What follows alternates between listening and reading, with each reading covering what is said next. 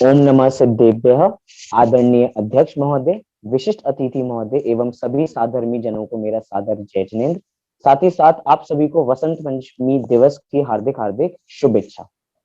प्रवर्तमान गोष्ठी का विषय है हुए न होंगे मुनीन्द्र कुंद कुंद से। उसके अंदर मेरा प्रतिपाद्य केंद्र बिंदु है जैन धर्म के प्रसारक, प्रचारक एवं प्रशासक आचार्य कुंद कुंद देव। वास्तव में जिन अध्यात्म के प्रतिष्ठापक आचार्य कुंद कुंद का स्थान दिगंबर जिन आचार्य परंपरा में सर्वोपरि है। इस युग के अंतिम तीर्थंकर भगवान महावीर की अचेलक परंपरा में आचार्य कुंद कुंद का अवतरण हुआ है। आइए जानते हैं कि प्रसार प्रचार की दृष्टि से आचार्य कुंद कुंद देव का व्यक्तित्व किस प्रकार हमें नजर आता है। सर्वप्रथम प्रसारक और प्रचारक दोनों एक पर्यायवाची नजर में आते हैं, क्योंकि दोनों का ही एक अर्थ है फैलाने वाले, अर्थात किसी भी चीज को फैलाने वाले। इधर हम अर्थ लेते हैं जैन धर्म को फैलाने वाले। परंतु अगर हम कतिपय इसके अंदर अंतर करना चाहें तो हम कह सकते हैं कि प्रचार माने अपनी बात को रखना और प्रसार माने अनेकों जन तक अपनी बात को रखना। मतलब एक जने तक अपनी बात पहुंचाना और अनेक जनों तक अपनी बात पहुंचाना। इस प्रकार हम इसमें अंतर कर सकते हैं। आइए जानते हैं विभिन्न दृष्टियों से आचार्य कुंद कुंद देव किस प्रकार प्रसारक और प्रचारक हमें दिखाई देते हैं। सर्वप्रथम जैन धर्म में दिगंबरी दीक्षा लेना ही वास्तव में जैन धर्म का सबसे बड़ा प्रचार है। कोई भी मुनिराज जैन होते हुए दिगंबरी दीक्षा ले तो इससे और गौरव की बात क्या हो सकती है। इस तौर पे भी आचार्य देव ने खूब प्रचार प्रसार किया है। और कहूं कि जो मुनिराज होते हैं वो तो चलते फिरते सिद्ध भगवान के समान होते हैं। उनका जीवन ही जैन दर्शन का प्रसार करता है। कहा भी है कि निर्ग्रंथ मुनिराज तो चलते फिरते जैन दर्शन है। सर्वार्थ सिद्धिकार ने भी अर्थात पूज्यपाद आचार्य ने भी कहा है कि आचार्य तो मात्र अपने शरीर की आकृति से मानो मूर्तिमान मोक्ष मार्ग का निरूपण करने वाले हैं। इस प्रकार भी आचार्य देव ने जैन दर्शन का खूब प्रसार किया है। साथ ही साथ आचार्य देव ने स्वयं ने 84 पहाड़ों की संरचना करके जैन दर्शन का प्रचार किया। इसके अंदर भी और सबसे बड़ी बात हम देखें, देखिए आज प्रचार प्रसार के साधन बदल गए हैं।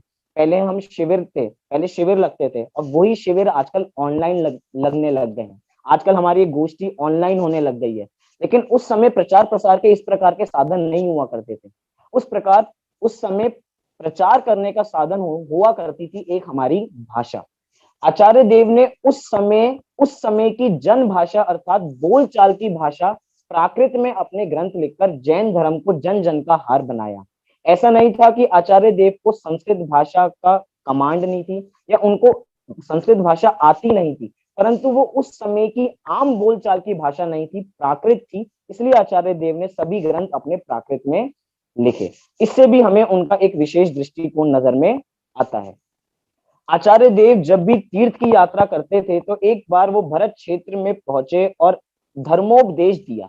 तो उस धर्म के उपदेश को सुनकर मात्र से ही 700 स्त्री पुरुषों ने दीक्षा ले ली। इससे हमें समझ में आता है कि एक धर्मोपदेश सुनकर जब इतना बड़ा चेंज लोगों की लाइफ में आ सकता है तो उनकी पूरी लाइफ स्टाइल में या पूरे लाइफ के अंदर कितने लोगों का उनके माध्यम से जीवन बदला होगा। तो ये भी एक प्रचार प्रसार की दृष्टि हो सकती है।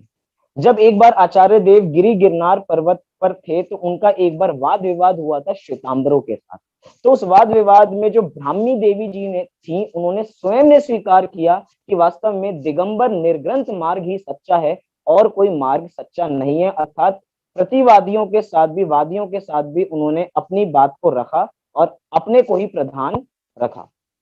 अगले पॉइंट के हिसाब से हम देख सकते हैं कि जिस समय आचार्य देव का अवतरण हुआ उस समय कण्णा नियोग के ग्रंथ लिखे जा रहे थे। उस समय आचार्य कुंद कुंद ने द्वितीय श्रुत स्कंद रूप परमागम को लिखित रूप करने को प्रारंभ किया या लिखित रूप करने के व्यवस्थित का एक आंदोलन उठाया। उन्होंने कहा कि कण्णा नियोग के जितने भी शास्त्र हैं वो ज्ञान का गेय अवश्य हो सकते हैं लेकिन ध्यान का ध्येय नहीं हो सकते। इसी कारण हम आज उन्हें अध्यात्म के प्रतिष्ठापक आचार्य के नाम से जानते हैं। और देखा जाए आचार्य देव ने स्वयं ने समय सार की निर्जरा अधिकार में गाथा 236 में कहा कि सद ज्ञान रथ आरूढ़ हो जो भ्रमे मन रथ मार्ग में वे प्रभावक जिन मार्ग के सद दृष्टि उनको जानना। ये प्रभावना अंग का परिभाषा है, लक्षण है। कहा कि जो सद ज्ञान अर्थात जो सदज्ञान रूपी रथ को आरूढ़ करते हैं अर्थात उसको चलाते हैं, साथ ही साथ मन रूपी मार्ग को उधर रखते हैं, वास्तव में वही सम्यक दृष्टि है और वही सच्चे प्रभावक हैं। और देखा जाए तो वास्तव में सच्ची प्रभावना तो ये है कि उस आत्म तत्व को साथ करना, जिस आत्म तत्व को वो बता रहे हैं। हम सब अपना लक्ष्य बताते हैं कि आत्मानुभूति और तत्व प्रचार होता रहेगा, लेकिन जो प्रमुख चीज थी आत्म तत्व को साधना, वास्तव में छठे सातवें गुणस्थानवर्ती मुनिराज हर क्षण अपनी आत्मा का रसास्वादन करते थे। इससे बड़ा प्रचार प्रसार और कोई नहीं हो सकता। तो इस प्रकार हम अनेक बिंदुओं के माध्यम से उनका प्रसारक और प्रचारक का दृष्टिकोण देख सकते हैं। चलिए चलते हैं प्रशासक की दृष्टि से, कि हमें आचार्य कुंद कुंद देव का व्यक्तित्व एक प्रशासक के रूप में भी नजर आता है, लेकिन कैसे? उससे पहले हम जानते हैं कि प्रशासक शब्द का अर्थ क्या है। तो देखें, प्रशासक माने होता है शासन करने वाले अधिकारी, ये यूं कहूं कि नगर संस्था आदि का प्रधान अधिकारी, जैसे कि हम कहते हैं नगर प्रशासक। लेकिन आचार्य देव को हम प्रशासक के रूप में ना देखें, हम उनको अनुशासक के रूप में देखें तो हमें और उनका व्यक्तित्व निखार के उनके सामने आता है।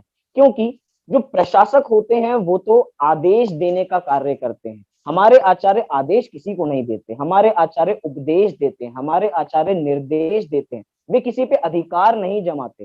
वास्तव में उनका उपदेश ही भव्य जीवों के लिए आदेश के समान होता है, इसीलिए भी वो हमें प्रशासक नजर आते हैं। जैसे कि कहा कि उनका वचन ही है उनका शासन।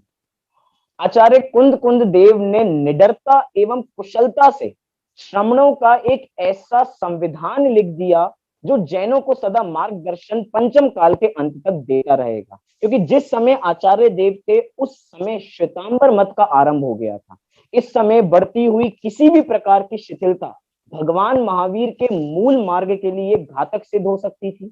तो भगवान महावीर की मूल दिगंबर परंपरा के सर्वमान्य सर्वश्रेष्ठ अगर कोई आचार्य थे तो वो कुंद कुंद आचार्य थे, जिन्होंने शिथिलाचार के विरुद्ध एक आंदोलन चलाया और एक कठोर कदम उठाया। इसके उदाहरण हम बहुत सारे देख सकते हैं, जैसे अभी बताया अष्टपाहुर, या यूं कहूं कि प्रवचन सार की चरणा नियोग सूचक चूलिका। इसके माध्यम से हम देख सकते हैं कि आचार्य देव ने कैसा एक संविधान लिखा श्रमणों के प्रति। जैसे कि उस संविधान की हम कुछ झलक देख सकते हैं, जैसे कि आचार्य देव ने दर्शन पाहुर की गाथा 3 में लिखा कि दंसण भट्टा भट्टा दंसण भट्टस्य नच्छिण वाणम। क्या कह दिया आचार्य देव ने कि जो दर्शन से भ्रष्ट हैं वो भ्रष्ट से भी भ्रष्ट हैं और उनको कभी निर्वाण की प्राप्ति नहीं हो सकती। वास्तव में ये बात बिना कॉन्फिडेंस के नहीं कही जा सकती है, बिल्कुल निडरता से आचार्य देव ने बात को प्रस्तुत किया। फिर कहा कि जे लेई अपभौवम तत्ते पुण्य निगोदम, अर्थात जो अल्प मात्र भी परिग्रह को अपने साथ रखता है वो निगोद में जाता है। वास्तव में ये सारी बातें आज हम निडरता से हम अपने प्रवचनों में हम स्वाध्याय में बोलते हैं तो ये आचार्य कुंद कुंद देव की देन है, जो उन्होंने एक संविधान में वो हमारे लिए धरोहर रूप में लिख के गए हैं। फिर आगे कह रहे हैं कि नग्गो ही मोक्ष मग्गो, इतना छोटा सा सूत्र कि नग्नता ही मोक्ष मार्ग है, बाकी सब उन्मार्ग है। इस प्रकार का आचार्य देव ने लिखा। उन्होंने कहा कि जो नग्न है वो मोक्ष मार्ग है, बाकी सब उन्मार्ग है। और जो सम्यक दर्शन सम्यक ज्ञान सम्यक चारित्र का पालन नहीं करते वास्तव में वो पशु के समान है। एक जगह तो ऐसा लिखा कि नग्न तो पशु भी होते हैं, लेकिन जिनके पास सम्यक ज्ञान सम्यक दर्शन सम्यक चारित्र नहीं है वास्तव में वो किसी काम के नहीं है। आचार्य देव ने लिखा कि चाहे नमन दृग्वंत से पर स्वयं दर्शनहीन हो, बोधि दुर्लभ भी वे भी वचन पगहीन हो। कि जो दर्शनहीन को वंदन करते हैं वास्तव में उनको कभी बोधि की प्राप्ति नहीं हो सकती। वास्तव में उनको ना वचन मिलेंगे ना उनको पग मिलेंगे। ये तो बहुत सभ्य भाषा में पद्यानुवाद में लिखा। आचार्य देव ने तो प्राकृत भाषा में लिखा कि वो लूले और गूंगे होंगे अगले भव में, जो सम्यक दृष्टि नहीं है वो उनको पूछते हैं। वास्तव में इसके अंदर उनका प्रशासकत्व हमें नजर आता है। एक हमने बहुत बार शब्द सुना होगा कि जैन दर्शन बहुत उदार है, जैन दर्शन बहुत उदार है, लेकिन आचार्य देव ने बिना उदारता वर्तते आचार्य देव ने सारी बातें लिखी हैं। अंतिम बिंदु हम लेंगे, उसमें कहा कि जो लाज गारव और भयवश पूजते दृग्भ्रष्ट को, पाप की अनुमोदना ना बोधि उनको प्राप्त हो। दर्शन पाहुड़ गाथा 13 कि जो लाज गौरव और भयवश या हमारा हित हो जाए इसके लिए मिथ्या दृष्टि को पूछते हैं, वास्तव में पाप की अनुमोदना है, उनको कभी बोधि की प्राप्ति नहीं हो सकती है। वास्तव में आचार्य कुंद कुंद देव जैसा निडर व्यक्तित्व और यूं कहूं कुशल व्यक्तित्व की ऐसी ऐसी बातों को जो आज हम सामान्य सभाओं में बोलने से कतराते हैं, आचार्य देव ने निडरता से इस सारी बातों को रखा। वास्तव में इससे आचार्य देव का हमें प्रखर प्रशासकत्व दिखाई देता है। अगर हम भी आचार्य देव के मार्ग पे चलें तो हम भी एक सच्चा प्रचार प्रसार कर सकते हैं। हम भी आचार्य देव के मार्ग पे चल के जैन धर्म को प्रशासकत्व के रूप में लेके जा सकते हैं। अब हम भी महावीर भगवान एवं कुंद कुंद आचार्य के मार्ग पे चले, इसी मंगल भावना से मैं अपनी बात को पूरी करता हूँ।